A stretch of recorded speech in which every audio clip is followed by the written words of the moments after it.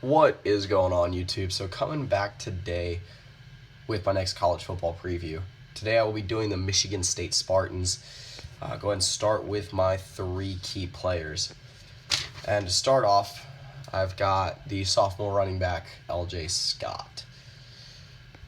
He's a very underrated player in my mind, or at least was last year. Actually won the Big Ten for them on a goal line carry to finish off the Iowa Hawkeyes.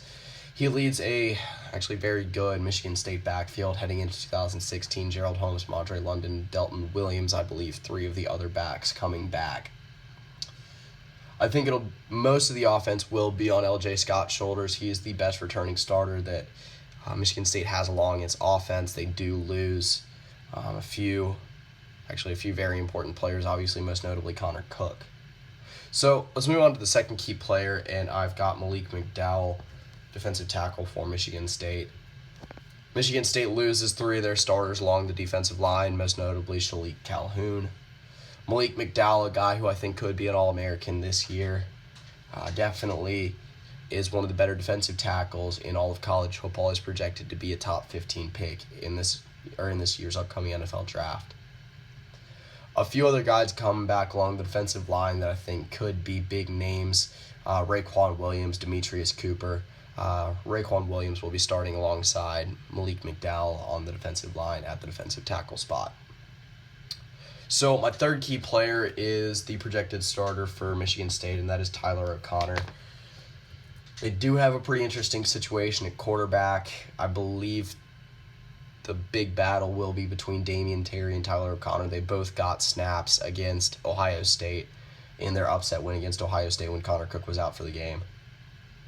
Tyler O'Connor, a little bit more experienced, I think is the favorite to end up winning the job. He's more of the pro-style quarterback, a better throwing quarterback, and then Damian Terry, a better runner, more of a dual-threat style quarterback. So move into my two X factors for Michigan State, and my first one is transitioning into a successful passing game without Connor Cook. Transitioning between Connor Cook and most likely Tyler O'Connor without missing too much of a beat. I think this wide receiving core is pretty good. Darrell Stewart, R.J. Shelton, and Felton Davis will be the three starters at wide receiver for Michigan State this year. They do have some returning experience. At tight end, Josiah Price will be the starting tight end for this year, returning for his redshirt senior season. Now, Connor Cook obviously had a very good season last year, leading Michigan State to the college football playoff. Obviously didn't play them in the Ohio State game, but still played in the victory over Michigan for them. And then also, even with the hurt shoulder, was able to lead them to a Big Ten victory over Iowa. So if Tyler O'Connor, I'd say, can be a guy that gets you, I'd say at least 2,000, 2,500 yards passing with maybe 18, 20 touchdowns, less than 10 interceptions. I know that's actually a very good stat line, but it's not asking way too much of a guy that's on such a talented team. Then I think that Michigan State will be still a very successful team on offense. So moving to my second key, which is an improved secondary. This sounds really weird considering that Michigan State has had one of the best secondaries in college football over the past 3-4 years. Obviously the no-fly zone, one of the more famous secondaries in college football. But, the days of that are, I think, back in 2014. This is a very young secondary. Demetrius Cox, Monte Nicholson will be leading the defense at safety. I believe it's Valiant Copeland. And most likely Darian Hicks will be starting at cornerback. Valiant Copeland, pretty much the lone returning starter at cornerback. The linebackers are going to play a big role as well. Riley Bullock coming back is probably the best linebacker on this defense. They do have some experience at linebacker. No one starting will be younger than a junior. Even in the secondary, Valiant Copeland, even though he might be the best player in the secondary, is a redshirt sophomore, and he, like I said, is the youngest. So move into my trap game for Michigan State, and I would say it's Penn State. It is their final game of the season. Who knows how Penn State's going to turn out this year? It is a big year for James Franklin at Penn State. I think if Penn State ends up with less than 7 wins this year, it will be James Franklin's last year at Penn State. It is at Beaver Stadium.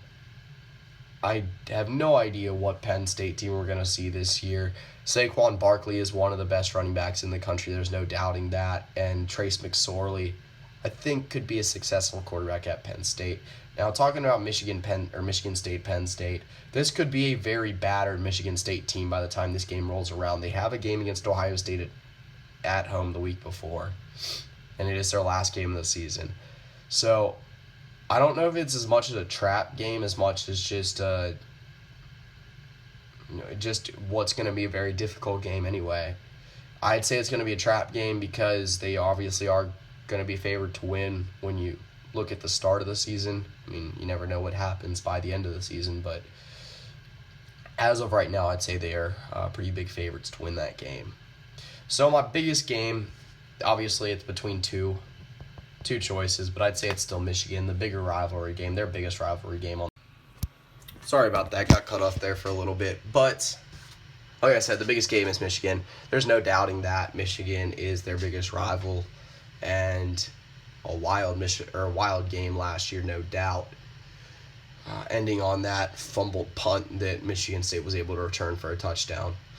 So if they're able to get a victory against either Michigan or Ohio State, honestly, that would be huge. This is a Michigan State team that is definitely not the favorite to win the Big Ten East this year. And they're slotted. They're probably slotted as the third favorite right now.